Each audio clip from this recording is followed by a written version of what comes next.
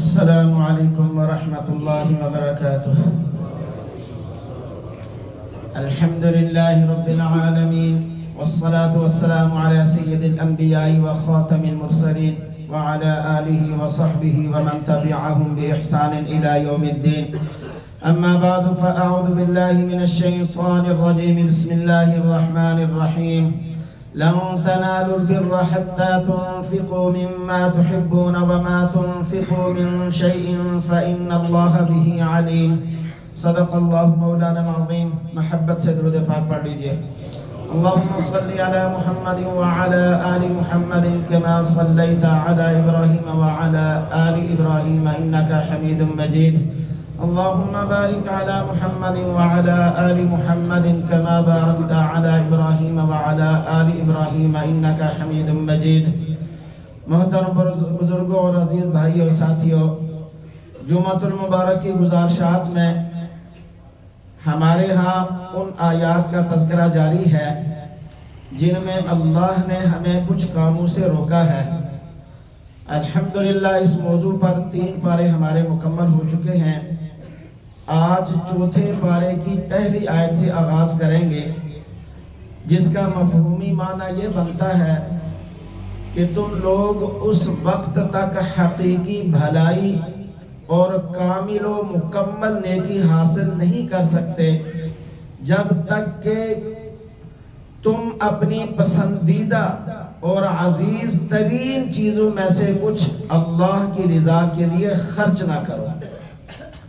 اور بہرحال تم جو کچھ بھی خرچ کرو گے، خواہ تمہیں اس کا خرچ کرنا پسند ہو یا نہ ہو، اللہ اسے خوب جانتا ہے۔ محترم بزرگوں، سورہ آل عمران کی آیت نمبر 92 میں اللہ نے اپنے بندوں کو یہ تاکید فرمائی ہے کہ دیکھو اللہ کے بندو، اللہ کی راہ میں عمدہ اور حلال پاکیزہ مال وہ خرچ کرو جو خود تمہیں پسند ہو۔ گویا کہ اللہ کی راہ میں دیتے ہوئے ایک دفعہ تمہارے دل میں کھٹکا لگے، جھٹکا لگے، جی مال نکلتے ہوئے تمہیں محسوس ہو کہ میرے مال میں سے کچھ نکل رہا ہے۔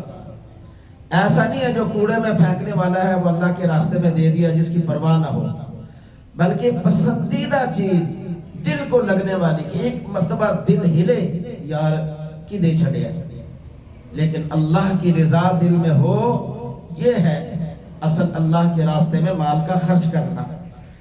فرمایا لن تنالوا البر، دیکھو ہرگز تم بھلائی کو، نیکی کو نہیں پا سکو گے۔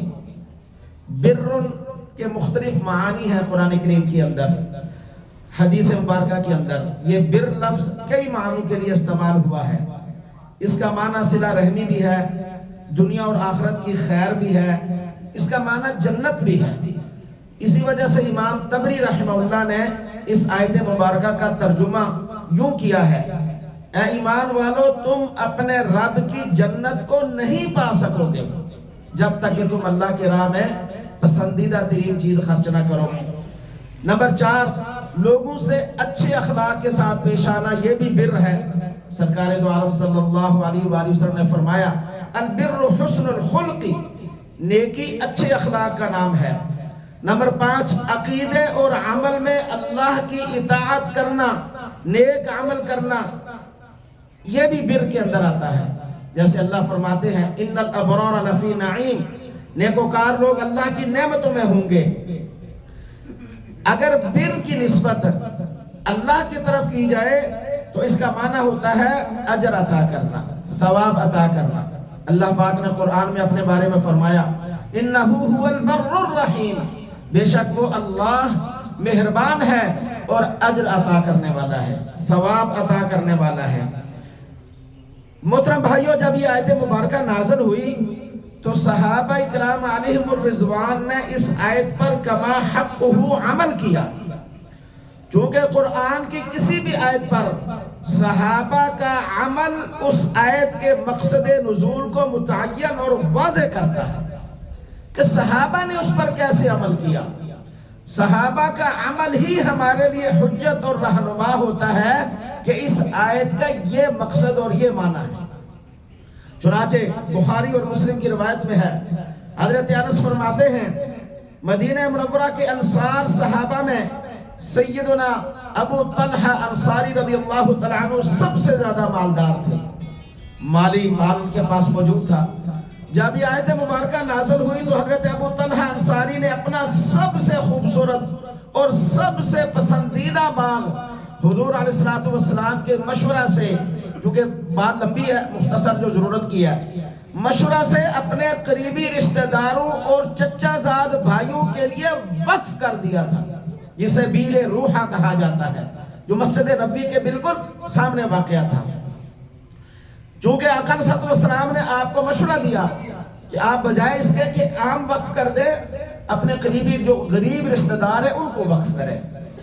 غریب قریبی رشتہ داروں کو وقف کرنے کا فائدہ دگنا ہے۔ آقا علیہ الصلوۃ والسلام نے فرمایا الصدقۃ علی المسکین صدقۃ، کسی غریب لاچار ضرورت مند کو صدقہ دینا ایک اجر ہے، ایک اجر ملتا ہے اس سے۔ وَهِيَ عَلَى بِالرَّحِمِ سِنْتَانِ صَدَقَةٌ وَصِلَةٌ، اور ضرورت مند غریب رشتہ دار کو صدقہ دینا یہ دگنا اجر ہے، صدقے کا ثواب بھی ملے گا، صلہ رحمی کا ثواب بھی ملے گا۔ سورہ بقرہ کی آیت نمبر 215 کے اندر اللہ رب العزت فرماتے ہیں قل، اے محبوب کریم صلی اللہ علیہ وآلہ وسلم آپ اعلان فرما دیجئے، لوگوں کو بتا دیجئے، ما انفقتم من خیر، کہ جو بھی تم بھلائی کے کاموں کے اندر خرچ کرتے ہو، فللوالدین، سب سے پہلا حق اس خرچے کے اندر تمہارے اپنے ماں باپ کا ہے، والدین کا ہے، والاقربین، پھر قریبی رشتہ داروں کا ہے، والیتامى، پھر ہے یتیموں مسکینوں بیواؤں کا، والمساکین وابن السبیل، اور مسافروں کا اور مجاہدین کا، اور مبلغین کا، اور دوسرے لوگوں کا جو اللہ کے راستے کے اندر کام کر رہے ہیں۔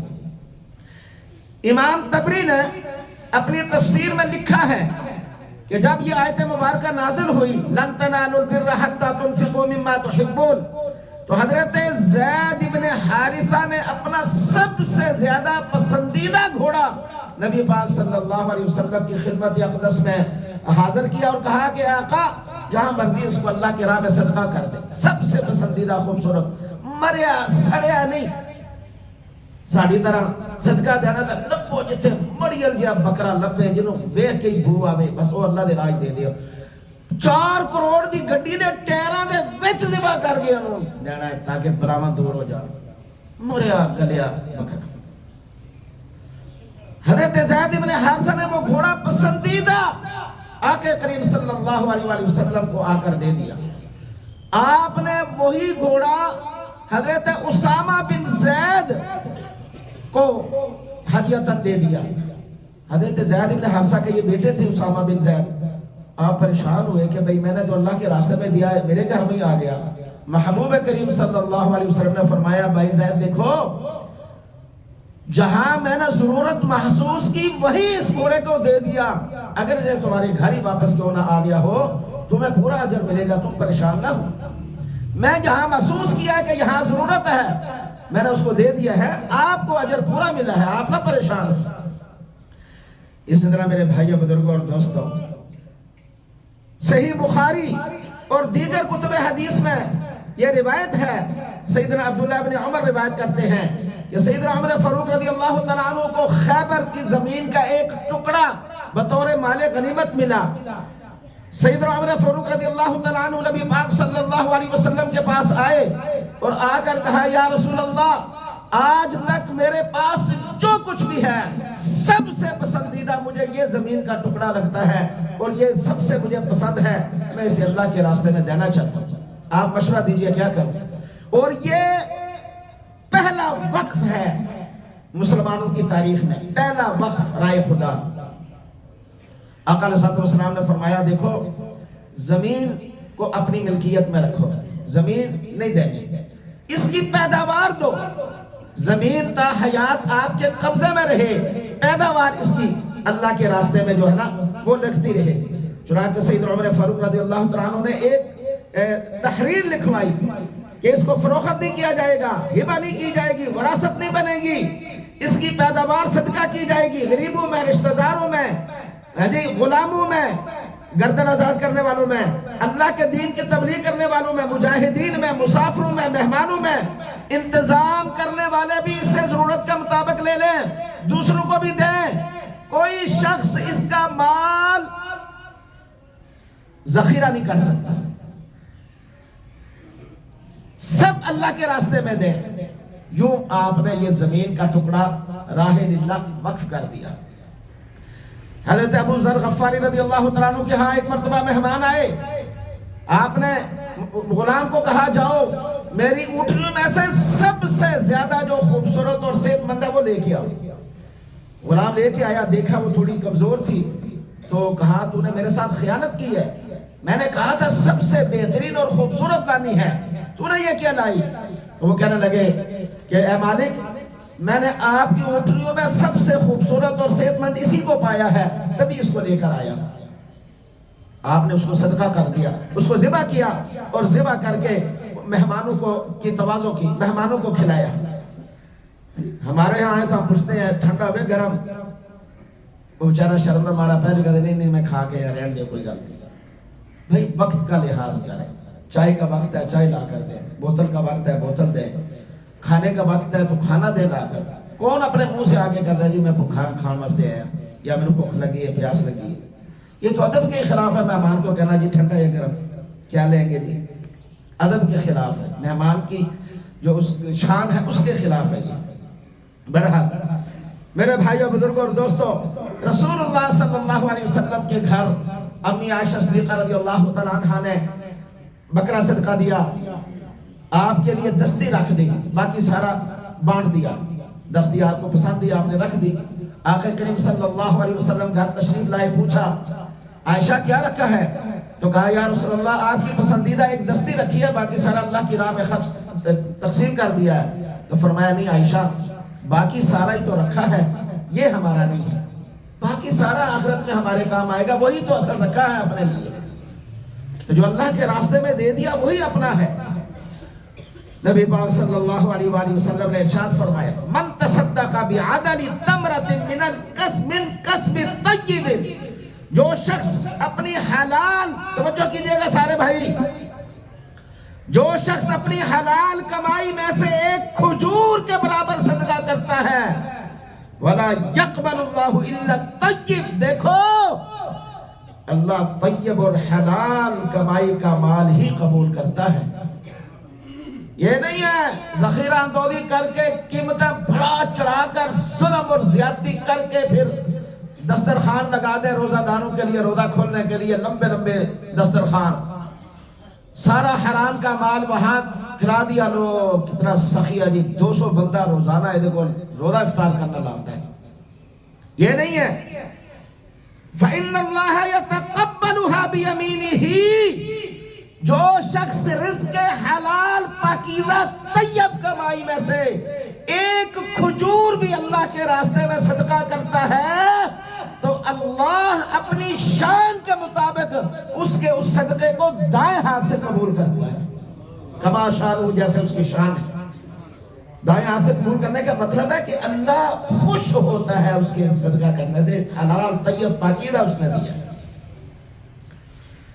اور ثم يربيها لصاحبها، پھر اس صدقے کو صدقہ کرنے والے کے لیے اس طرح اللہ پروان چڑھاتا ہے، کما یربی احدکم یلوہ، جیسے تم ایک بچڑا پال کر اس کو جوان کرتے ہو، ایسے ہی اللہ اس صدقے کو بڑھا چڑھا کر حتی تکون مثل الجبل وفی روایت تکون مثل احد، وہ بڑھا چڑھا کر پہاڑ کے برابر، ایک حدیث میں ہے کہ احد پہاڑ کے برابر اس صدقے کا اجر واپس اللہ پھر لٹائے گا۔ ایک کھجور بشرطے کہ اخلاص ہو، پاکیزہ ہو، حلال ہو، طیب ہو۔ نبی پاک صلی اللہ علیہ وسلم کا فرمان ہے داؤ مرضاکم بالصدقہ، اپنا بیماروں کا علاج صدقے کے ذریعے کرو، وحسنوا اموالکم بالزکاۃ، اپنے مالوں کو زکوٰۃ نکال کر محفوظ کرو، وَأَعِدُّوا لِلْبَلَاءِ الدُّعَاء، مصائب اور آزمائش سے بچاؤ کے لیے دعا کرتے رہا کرو۔ نبی پاک صلی اللہ علیہ وسلم نے فرمایا الصلاۃ نور، نماز روشنی ہے، والصیام جنۃ، روزہ رکھنا جہنم سے آڑ ہے، فرمایا ڈھال ہے، والصدقۃ تطفئ الخطیئۃ کما یطفئ الماء النار، اور صدقہ اللہ کے راستے میں دینا گناہوں کو ایسے مٹاتا ہے جیسے پانی آگ کو بجھا دیتا ہے۔ اور فرمایا والحسد یأکل الحسنات کما تأکل النار الحطب، حسد نیکیوں کو ایسے کھا جاتا ہے جیسے آگ لکڑیوں کو کھا جاتی ہے۔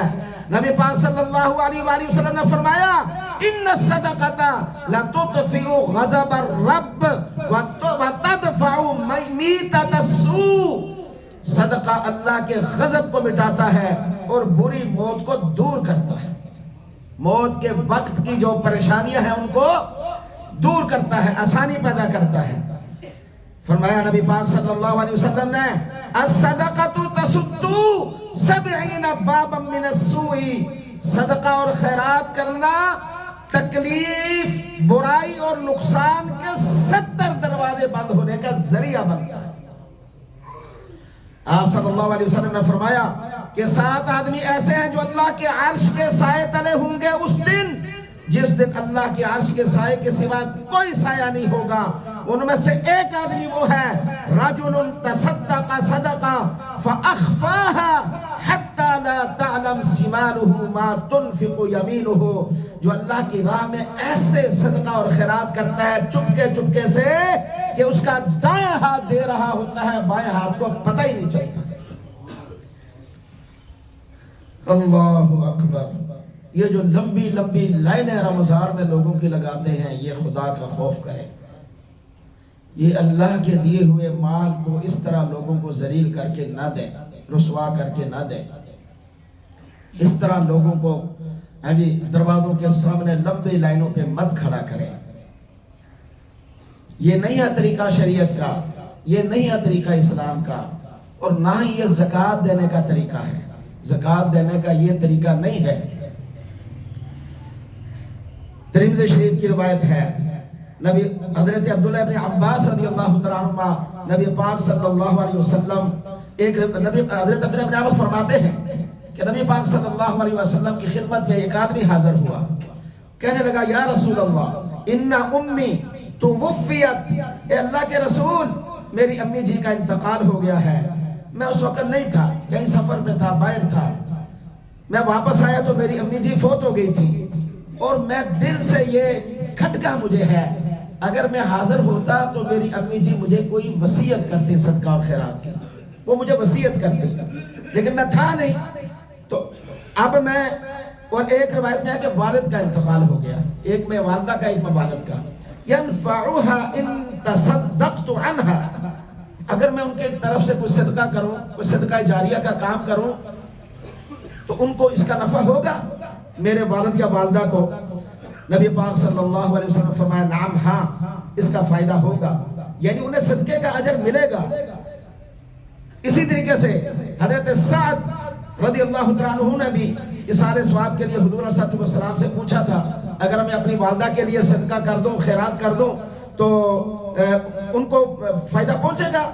تو آقا کریم صلی اللہ علیہ وسلم نے فرمایا تھا کہ لوگوں کو پانی کی ضرورت ہے، کنواں کھدوا دو اور والدہ کے اصالہ ثواب کے لیے اسے وقف کر دو۔ تو حضرت سعد نے حضور علیہ السلام کے اس مشورے کو قبول کیا اور کنواں کھدوایا، جسے بئر ام سعد کہا جاتا ہے، جو مدینہ منورہ میں تھا، اب بھی شاید ہو کہیں، تو یہ کھدوایا۔ بہرحال وہ آنے والے جو صاحب ہیں وہ کہنے لگے فَإِنَّ لِي مَخْرَفَ، یا رسول اللہ میرا ایک باغ ہے، میں اللہ کی راہ میں صدقہ کرنا چاہتا ہوں والد یا والدہ کے اصالہ ثواب کے لیے۔ فرمایا وَأُشْهِدُكَ إِلَيَّ قَدْ تَصَدَّقْتُ بِي عَنْهَا، میں آپ کو گواہ بناتا ہوں میں نے یہ باغ اپنی والد یا والدہ کے اصالہ ثواب کے لیے ان کی طرف سے وقف کر دیا۔ امی عائشہ صدیقہ رضی اللہ تعالیٰ عنہ فرماتی ہیں کہ والدہ کے اصالہ ثواب کے لیے صدقے کرنے والے نے پھر حضور سے یہ بھی سوال کیا کہ فَهِيَ أَجْرٌ إِنْ أَتَصَدَّقُ عَنْهَا، یا رسول اللہ میں خیرات جو کر رہا ہوں اپنی والدہ یا والد کے لیے مجھے بھی اس کا اجر ملے گا؟ تو آپ علیہ الصلوۃ والسلام نے فرمایا ہاں نعم، آپ کو بھی اس کا اجر ملے گا، اور جس کی طرف سے آپ صدقہ اور خیرات کر رہے ہو اس کو بھی اس کا اجر ملے گا۔ احناف کے ہاں نفلی جو صدقات ہوتے ہیں ان میں کئی کی نیت کرنے سے پورا اجر ملتا ہے۔ مثلا ایک آدمی نے 1 روپیہ صدقہ کیا اور یہ نیت کی کہ پوری کائنات کے غرباء کی طرف سے یہ ہے، سب کو اجر ملے، سب کو پورا اجر اللہ دے گا۔ کیوں؟ کہ وہ بے بہا خزانوں کا مالک ہے، وہ لامحدود خزانوں کا مالک ہے، نیت اچھی ہو۔ نبی پاک صلی اللہ علیہ وسلم نے فرمایا یا ابن آدم، اے آدم کے بیٹے، انفق، میری راہ میں خرچ کر۔ اللہ فرماتے ہیں نبی پاک نے فرمایا کہ اللہ فرماتے ہیں یا ابن آدم، اے آدم کے بیٹے، انفق، میری راہ میں خرچ کر، انفق علیک، میں تیرے پہ خرچ کروں گا، یعنی میں تجھے دوں گا، تیرے مال میں اضافہ کروں گا۔ اور قرآن میں اللہ فرماتے ہیں وَمَا أَنفَقْتُم مِّن شَيْءٍ فَهُوَ يُخْلِفُ، دیکھو جو چیز بھی تم اللہ کے راہ میں صدقہ اور خیرات کرتے ہو، خرچ کرتے ہو، فَهُوَ يُخْلِفُ، ہم اس کا خلیفہ تمہیں دے دیتے ہیں، آپ اس کے پیچھے تمہیں اضافہ تمہارے مال میں کر دیتے ہیں، وہ بڑھا چڑھا کر تمہیں دیا جاتا ہے، وہ اضافہ کے ساتھ تمہیں واپس لوٹا دیا جاتا ہے۔ میرے بھائی بزرگوں اور دوستوں، صدقات کی 2 قسمیں ہیں، نمبر 1 صدقات واجبہ، نمبر 2 نافلہ۔ صدقات واجبہ جو ہیں ان کے لیے شریعت نے مخصوص الفاظ مقرر فرمائے ہیں، جیسے زکوٰۃ، صدقہ فطر، اسی طریقے سے عشر، 20 کفارات ہیں جتنے ہی، کفارہ یمین، کفارہ روزہ، کفارہ ظہار، یہ جتنے ہیں، اسی طرح کھالیں، یہ سارے صدقات واجبہ میں سے ہیں، یہ مخصوص ہیں، متعین ہیں، تعداد بھی متعین ہے اور نام بھی متعین ہے۔ ان کے علاوہ جو صدقات نافلہ ہیں، نہ ان کا کوئی نام متعین ہے اور نہ ان کی تعداد متعین ہے، صدقہ اور خیرات جو مرضی دے اللہ کے راستے کے اندر نفلی طور پر وہ ہیں۔ اب جو بھی صدقہ آپ اللہ کے راستے میں دیں گے، صدقہ اور خیرات، اللہ کے ہاں اس کی قبولیت کے لیے 3 شرائط ہیں۔ رمضان ہے نا، لوگ صدقہ اور خیرات کرتے ہیں، تو اور یہ ویسے بھی ہماری ترتیب کے ساتھ بھی یہ خطبہ تھا کہ منہیات قرآنی پر ہمارا جو گفتگو کافی عرصے سے جاری ہے، تو یہ بھی منہیات ہے کہ اللہ نہیں قبول کرے گا مگر اس کو جو صحیح اور خوبصورت ترین اللہ کے راستے میں دو گے۔ تو یہ اتفاقاً بھی آ گیا، رمضان بھی تھا تو ضرورت بھی تھی اس بات کی۔ اللہ کے ہاں 3 شرائط ہیں مال کی قبولیت کے لیے۔ دیکھو ایک بات ذہن میں رکھو، کسی گندگی کو پاکی کی نیت سے پاک سمجھنے سے وہ پاک نہیں ہوتا۔ گندی چیز ہے، آدمی کہے جی میری نیت صاف سی، وہ نیت صاف گندی چیز کو پاک نہیں کرتی بھائی۔ نیت پاکیزہ چیز کے اندر للہیت اور اخلاص پیدا کرتی ہے کہ یہ اللہ کی رضا کے لیے، یہ اللہ کو خوش کرنے کے لیے، یہ فلاں یہ ہے نیت۔ یہ نہیں ہے کہ بندہ ٹکرا مار کے نماز پڑھ کے ہو گیا، کوئی پوچھے یار نماز صحیح نہیں پڑھی ہو، یار میری نیت ٹھیک سی بات ٹھیک ہے، یہ نہیں ہے۔ ہمیں یہ دھوکے میں ڈالا ہوا ہے نیت نے اس طرح۔ نمبر 1، مال حلال ہو، حلال جائز ذرائع سے کمایا ہوا، جائز ذرائع سے کمایا ہوا حلال مال ہو۔ کیوں کہ رسول پاک صلی اللہ علیہ وسلم نے فرمایا کہ اللہ خود بھی پاکیزہ ہے اور حلال اور طیب مال کو وہ قبول فرماتا ہے۔ حلال مال کو خود بھی پاکیزہ ہے، حلال مال کو اللہ قبول فرماتا ہے۔ نمبر 2، نیت خالصتاً اللہ کی رضا ہو، دکھلاوا نہ ہو، میرا اللہ راضی ہو جائے، دکھلاوا نہ ہو کہ فلاں دے کارتے لڑن لگیاں ہوتی ہے، بڑا مال اللہ دے راج خرچ کرتا ہے، یہ نہ ہو، اللہ راضی ہو جائے، اس کا مال دیا ہوا ہے، اس کی خوشی ہو اور اس کے بندوں پر خرچ ہو۔ نمبر 3، وہ صدقہ شریعت کے مطابق ہو، یعنی عمدہ مال میں سے ہو، ردی اور نکارہ نہ ہو۔ عمدہ مال میں سے ہو، ردی اور نکارہ نہ ہو، جس کو دے رہے ہیں اس کی حیثیت کے مطابق اس کو دیا جائے، جس کو دے رہے ہیں اس کی بھی حیثیت دیکھی جائے، جس کو میں دے رہا ہوں یہ کس حیثیت کا ہے اور میں دے کیا رہا ہوں۔ بکرے کو صدقہ کے طور پر لازمی سمجھنا اس کی شریعت میں کوئی حیثیت نہیں ہے کہ صدقہ بکرا ہی لگتا ہے، جان کا صدقہ بکرا ہی ہے، بیمار ہے وہ ایری جان مرن لگا ہے، بکرا صدقہ کرو تاکہ بچ جائے۔ ہمارے پیر مرشد صاحب فرماتے ہیں کہ وہ بکرے کی موت آئی ہوتی ہے، بیچارہ مر جاتا ہے، اس کی جان بکرے میں تھوڑی ہوتی ہے کہ اس کی وجہ سے وہ بچ جائے گا۔ بکرے کو صدقے کے طور پر لازمی سمجھ کر دینا خلاف شریعت ہے، اس کی شریعت میں کوئی حیثیت نہیں۔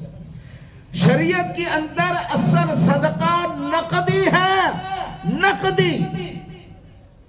بھائی جس کو دے رہے وہ اپنی بنیادی ضرورت پوری کرے، یہ ہے صدقے کا مقصد، یہ ہے زکوٰۃ کا مقصد۔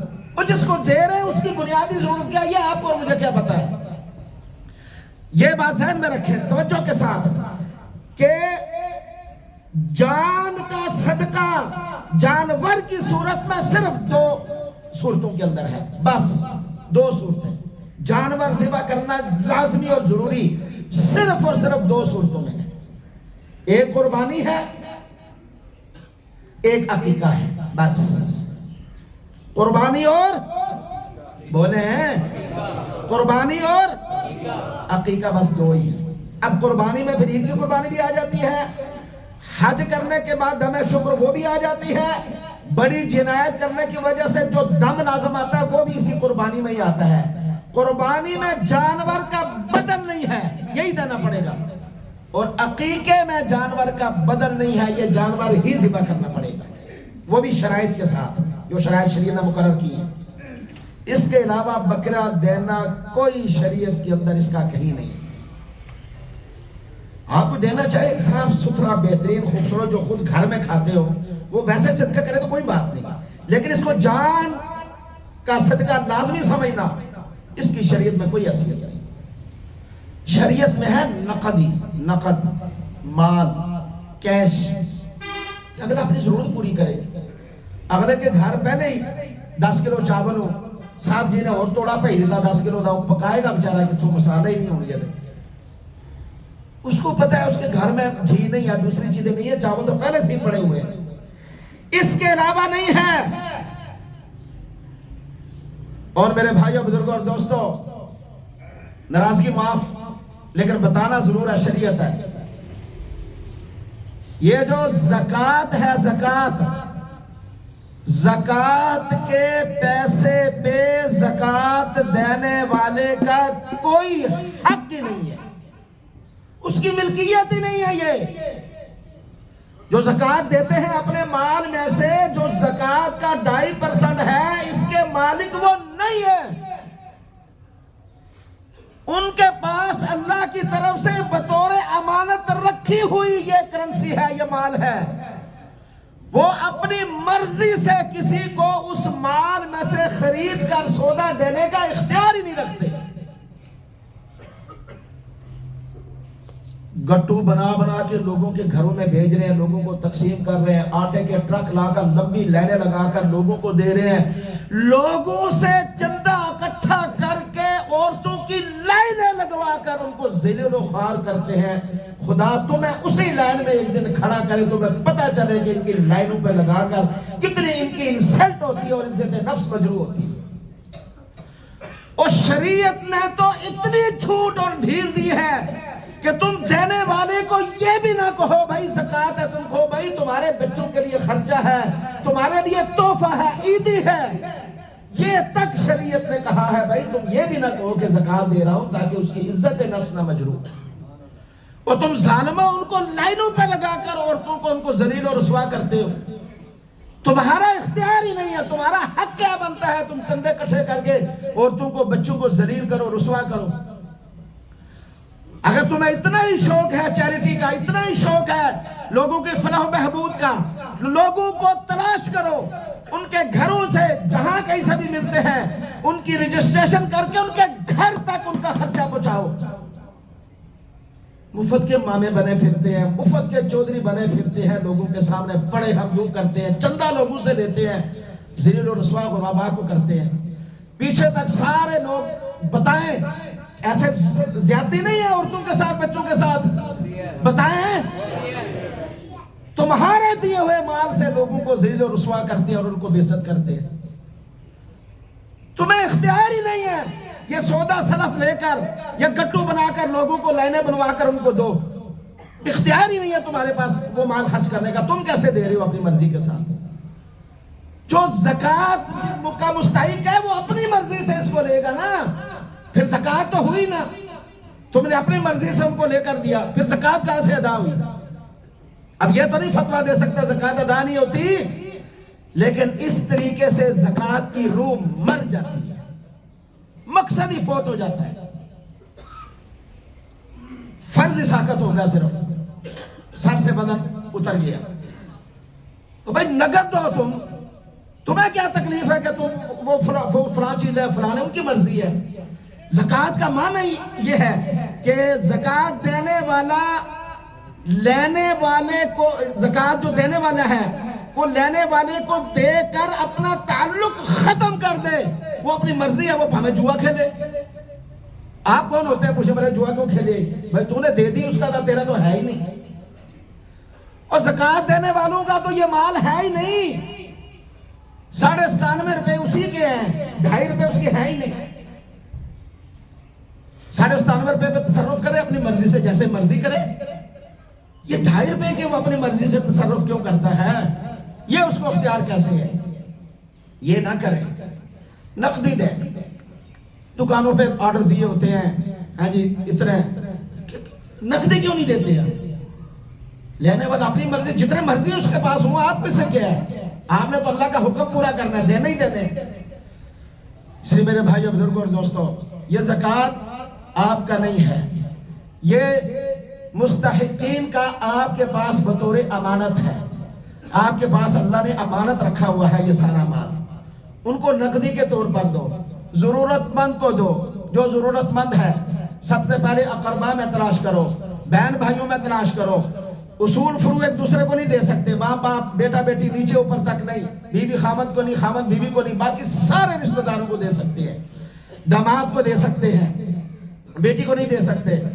تو اسی طریقے سے دائیں بائیں کے سارے رشتے، جتنا قریبی رشتہ ہے سب سے زیادہ مستحق ہے، غرباء کو دیں، فقراء کو دیں، ملازمین کو دیں، اپنے ملازمین کو دیں، اللہ کے بندو وہ سب سے زیادہ ضرورت مند ہے۔